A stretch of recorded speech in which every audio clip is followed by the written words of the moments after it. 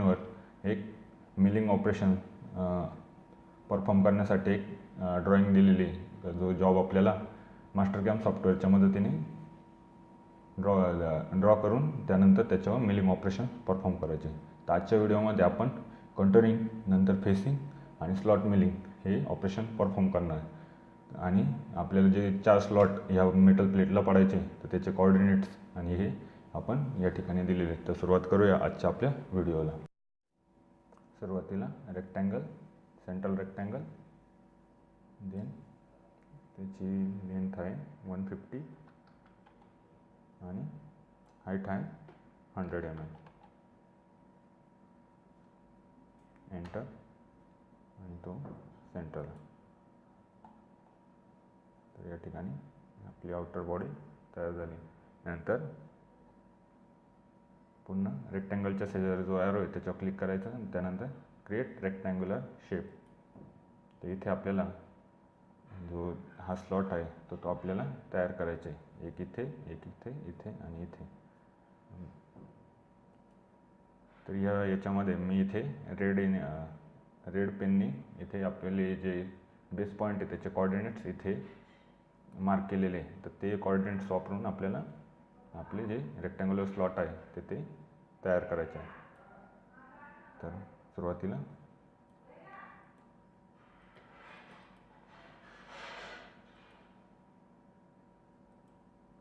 याची विड्थ आहे आपली 30 mm, याची हाईट आहे 10 mm. इथे रेडवर क्लिक करून घ्यायचं जेणेकरून हे डायमेन्शन सेव्ह असतील. मग आपल्याला फक्त जे आपले बेस पॉईंट आहे त्यांचे कोऑर्डिनेट्स द्यायचे. सुरुवातीला पहिले याचे -65, एंटर, देन 25, एंटर. इथे आपल्याला हा स्लॉट दिसतो. त्यानंतर सेकंड 25, एंटर, 25. इथे x 25, enter, y 25, then enter, enter, second slot. Then third -65,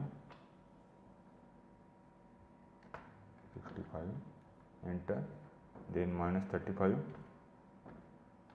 enter, Z0, then last 25, -35, enter. तर या पद्धतीने आपले सर्व स्लॉट हे या ठिकाणी परफॉर्म झाले. यानंतर आपल्याला याला एक्सट्रूड करून 3D करून घ्यायचं आहे. तर आपण इथे जाऊन त्यानंतर एक्सट्रूड सॉलिड, यानंतर चेन सिलेक्ट करू. तर चेनसाठी ह्या कॉर्नरला एज, नंतर एज, त्यानंतर create body, then distance 15 mm. तर इथे ॲरो अपवर्ड आहे, आपल्याला डाऊनवर्ड करायचं आहे म्हणून रिव्हर्स डायरेक्शन क्लिक. तर असं. आणि नंतर हे जे 4 स्लॉट आहे हे या प्लेटला कट करायचे. देन सेकंड,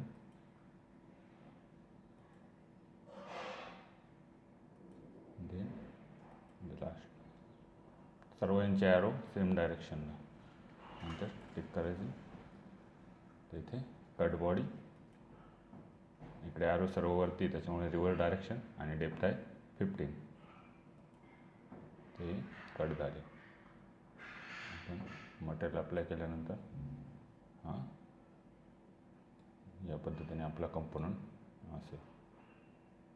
तर आपण सुरुवात करूया आपले जे ऑपरेशन्स आहे मिलिंग ऑपरेशन त्यांना. यानंतर मशीन टाईप मिल डिफॉल्ट. त्यानंतर इथे मशीन ग्रुप 1 ओपन झाला आहे. त्याच्या प्रॉपर्टीजवर डबल क्लिक केलं. त्यानंतर स्टॉक सेटअपमध्ये ऑल सॉलिड्स, तिथे त्याने डायमेन्शन ऑटोमॅटिक घेतले. यानंतर बॉन्डिंग बॉक्स, नंतर एक्सला 5, y 5 and z also नाही, झेड आपण 2.5, कारण आपल्याला अर्धवरती सरकवायचं आहे फेसिंगसाठी. आपण बॉटम साईडने फेसिंग करणार नाही, तर मग त्यामुळे 2.5 इथे टिक करू. इथे फ्रंट व्ह्यू, आता इथे फ्रंट व्ह्यूने तर आपण बॉटम साईडने फेसिंग करणार नाही, तर हे जे एक्स्ट्रा मटेरियल आहे हे आपल्याला वरच्या बाजूने ॲड करायचं आहे. तर आपण त्याच्यासाठी पुन्हा टॉप सेटअप आणि इथे जी ओरिजिनची पोझिशन आहे झेड, तर ती आपण इथे 2.5 आली, तर ती 5 करून घेऊ. यानंतर ठीक. तर अशा पद्धतीने जे बॉटम साईडला आहे तिकडे एक्स्ट्रा मटेरियल नसेल, फक्त जे एक्स डायरेक्शन आणि झेड डायरेक्शनला अबो साईडने आणि वाय डायरेक्शनला मटेरियल असेल. तर या पद्धतीने आपला बाउंडिंग बॉक्स हा दिसला पाहिजे. त्यानंतर टूलपाथ्स, कंटोर, ऑपरेशन सेव्ह करून यानंतर चेनसाठी 3D करून घेऊ. यानंतर हा कॉर्नर आणि देन हा कॉर्नर हे सिलेक्ट केल्यानंतर इथे ओके म्हणायचं. कंटोर, इथे टूल, सिलेक्ट फ्रॉम लायब्ररी, इथे 10 फ्लॅट एंड मिल कटर घेणार आहे आपण. इथे 10 फ्लॅट एंड मिल कटर, इथे ओके. इथे त्याच्या प्रॉपर्टीज बघून घेऊ आपण.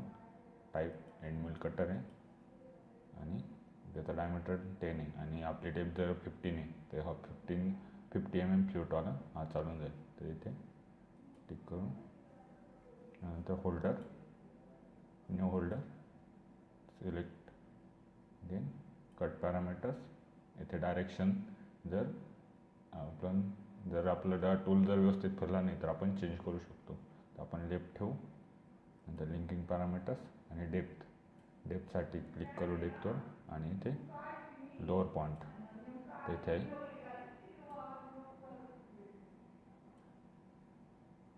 डेप्थ -15 ते येतं. आपण चेन व्यवस्थित सिलेक्ट केलेली नव्हती, तर आपण पुन्हा जाऊ. Toolpath, contour, okay. देन चेनसाठी वायर फ्रेम सिलेक्ट करू आपण. देन हे आणि हे अशी चेन सिलेक्ट केल्यानंतर कंटोर, देन टूल, फ्लॅट आणि okay. Holder, new holder, cut parameters, then linking parameter. त्याचे डेप्थ जो कॉर्नर आहे तो इथे -15 यायला पाहिजे, कारण आपल्याला पूर्ण डेप्थपर्यंत आहे का. नंतर ओके. तर हे आपलं कंट्रोलिंग ऑपरेशन जनरेट झालं.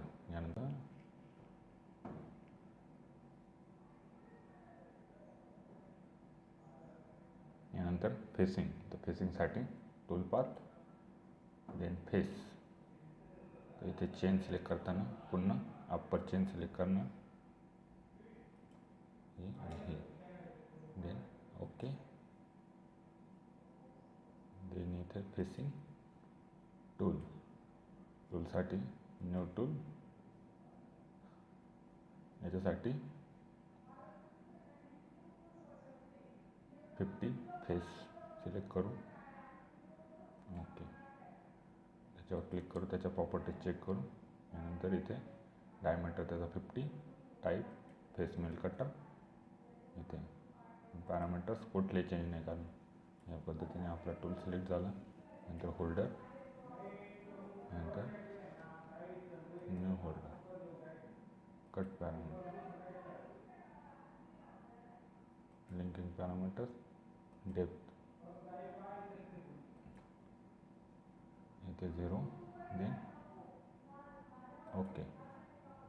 तर या फेसिंग ऑपरेशन आपलं परफॉर्म झालं.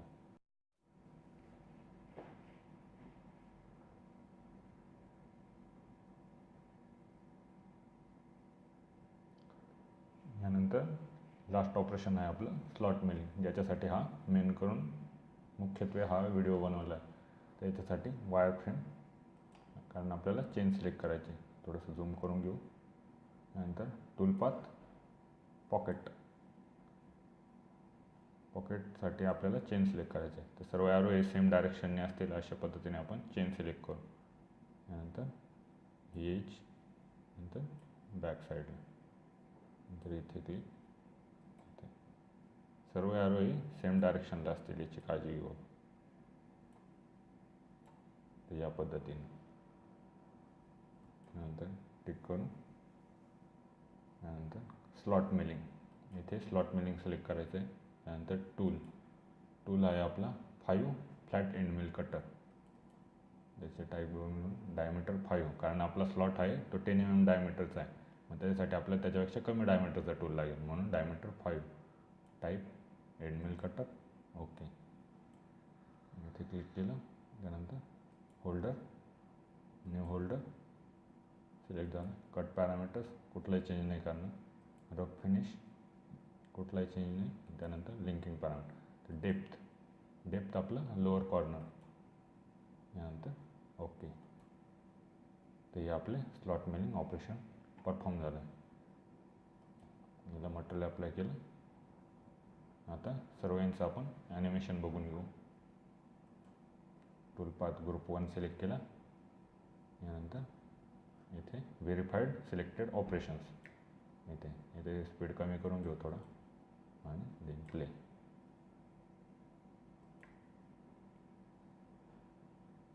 तर हे झालं पहिले कंटोरिंग, त्यानंतर फिसिंग आणि हे slot milling.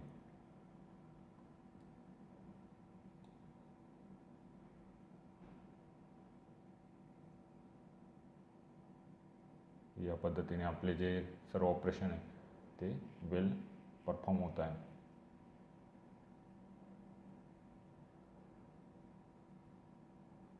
Then third slot,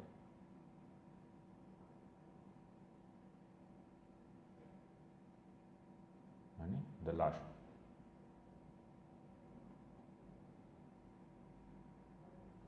हे सर्व आपले परफॉर्म झाले.